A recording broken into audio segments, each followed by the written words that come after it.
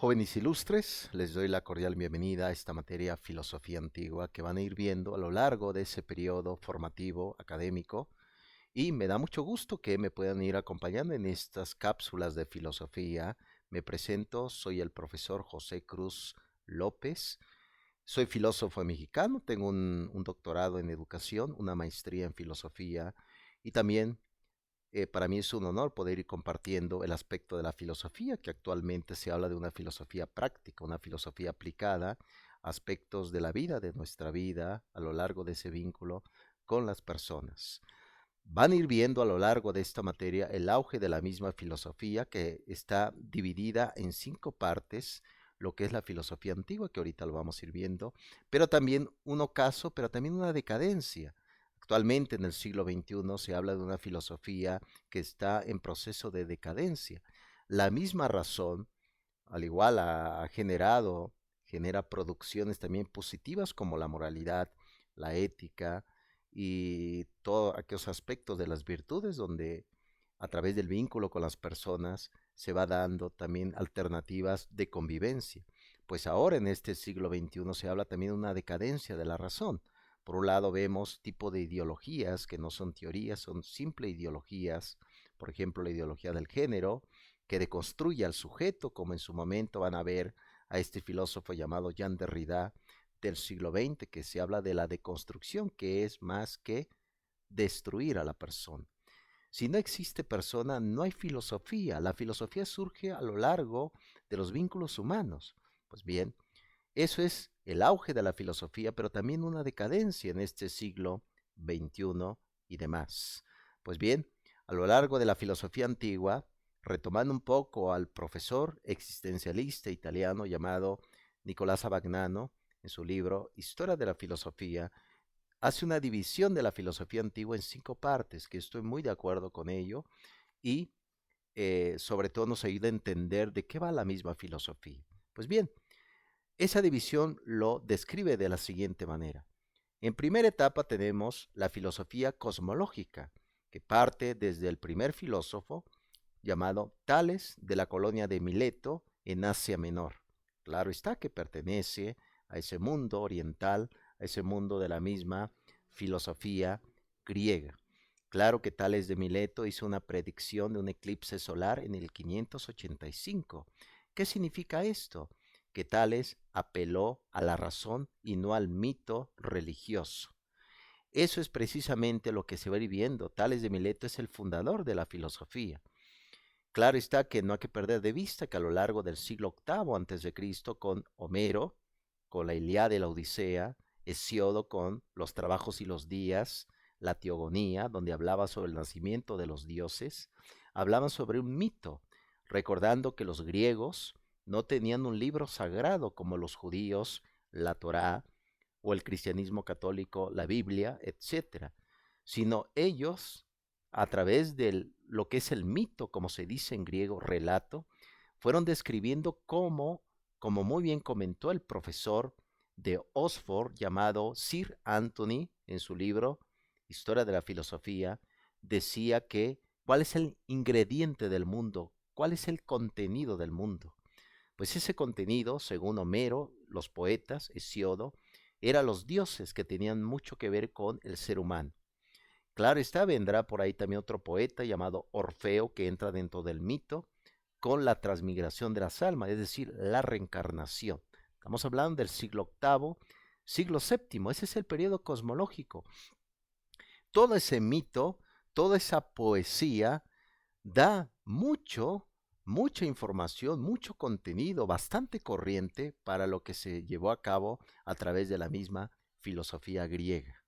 Pues bien, el primer filósofo se llamó Tales de la colonia de Mileto, tuvo discípulos, por ejemplo, uno de ellos se llamó Anaximandro. Tales consideraba que la tierra era totalmente plana y estaba sostenida en el agua. Tales decía que todo proviene del agua. Claro está que vemos en este siglo XXI que el agua es sustancial e importante para el crecimiento del mundo. Luego ahí vendrá en el periodo cosmológico algunos filósofos hasta lo que fue la filosofía de Demócrito, algunos le llaman presocráticos. Luego va a venir la filosofía que se va a llamar filosofía antropológica con los sofistas, lo van a ver con su docente, filosofía sofista con Protágoras, Gorgias, Hipias, y de ahí va a venir la vida de Sócrates.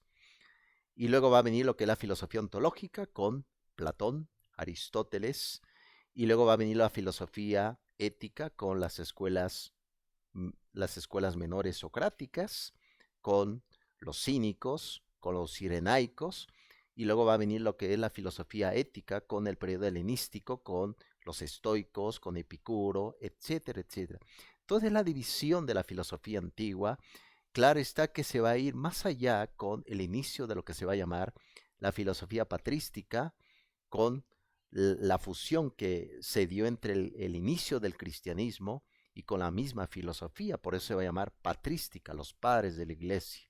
Luego va a venir la época más allá del Renacimiento carolingio del siglo VIII, con lo que se va a llamar la filosofía escolástica, recordando que la palabra escolásticos significa eruditos, estudiosos.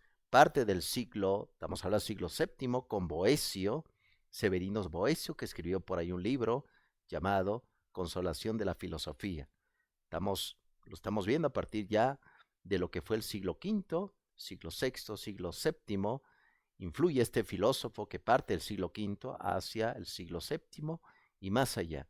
Se va a ver todo hasta Tomás de Aquino, Sa Buenaventura, y lo que se va a llamar la teología mística o filosofía mística del siglo XIV con Eckhart. Todo eso van a ir viendo, jóvenes, claro está, entrando ya en el proceso del renacimiento, descubrimientos del mundo, nuevas posturas. Ya a partir del siglo XVI se va a ver un cisma, recordando que la palabra cisma significa separación entre lo que ocasionó un monje agustino llamado Martín Lutero alemán sobre en esas 95 tesis que escribe sobre en contra de la autoridad del papado en ese entonces, del siglo XVI, y eso va a ocasionar que actualmente se conozca como la iglesia anglicana, que muere anteriormente había muerto su autoridad suprema, que era Isabel II. Y todo eso va a ir ocasionando también ciertas separaciones. Va a venir por ahí, se van a ver también a lo largo de la materia, un libro que se publica en 1513, que se va a llamar El Príncipe, del propio Nicolás Maquiavelo, un florentino que apuesta por el ámbito de la política, conoce a un tal César Borgia, que este joven le causa una impresión al propio Maquiavelo y escribe El Príncipe, que es un libro de consejos, de ejemplos de cómo debe vivir un gobernante, alguien que obtiene el poder. De ahí viene esa frase que siempre ha sido muy controvertida en este siglo XXI. El fin justifica los medios, pero me parece que esos medios no son lo más correcto posible. Todo ese gran debate va a ir ocasionando a partir ya de lo que fue el siglo XVI con el cisma, Maquiavelo con su propuesta política. Siglo XVII va a surgir lo que se va a llamar la filosofía moderna, con un pensador francés que publica varias obras muy representativas, discursos sobre el método, meditaciones metafísicas, que tuvo por ahí, fue militar, fue soldado, tuvo por ahí una epifanía, alguna revelación filosófica, por ahí estuvo en Holanda como militar, estuvo pensando sobre la realidad. Entonces, en esa vida de guerras, de batallas, reflexionó sobre el concepto de la realidad. Por eso dice René Descartes que su filosofía no parte de la certeza, sino de la duda. De ahí viene esa connotación, esa frase que dice así: cogito ergo sum. Pienso, luego existo. Antes de la existencia está precisamente el pensamiento, pero también la duda. Y más adelante se va a ir viendo ya todo el proceso de lo que se va a llamar la filosofía racionalista o el concepto de poner la fe en la razón. Claro, empieza con René Descartes, va a venir con Baruch Spinoza, el filósofo judío, va a tener un culmen con la filosofía alemana, también el romanticismo, con el propio Schelling, Novalis, Hölderlin, claro está con Jorge Guillermo Federico Hegel, y el más brillante entre todos antes de ese tipo de filosofía fue el prusiano Immanuel Kant con su frase célebre, sapere aude, atrévete a saber por ti mismo.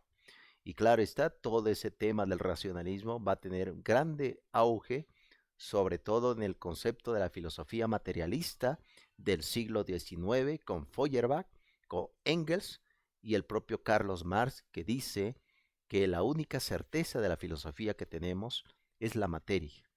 Me parece que a lo largo de la historia de la misma filosofía jóvenes, en esta bienvenida, ha habido temas, siempre ha sido tres temas: el hombre, el mundo y Dios.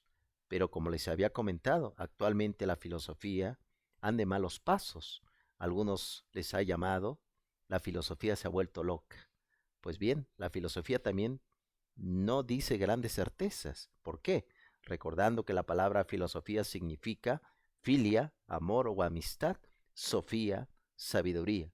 Amor a la sabiduría, como muy bien se dice lo que significa filosofía. Pero como se carece algo, por eso se busca. Eso es la filosofía. Muy bien, jóvenes, estoy seguro que en este caminar será grandioso en el pensamiento reflexivo sobre el mundo y más adelante nos veremos en otra cápsula filosófica y claro está que en esa compañía con su docente, en esa formación constante. Muy bien, jóvenes, me despido y hasta pronto.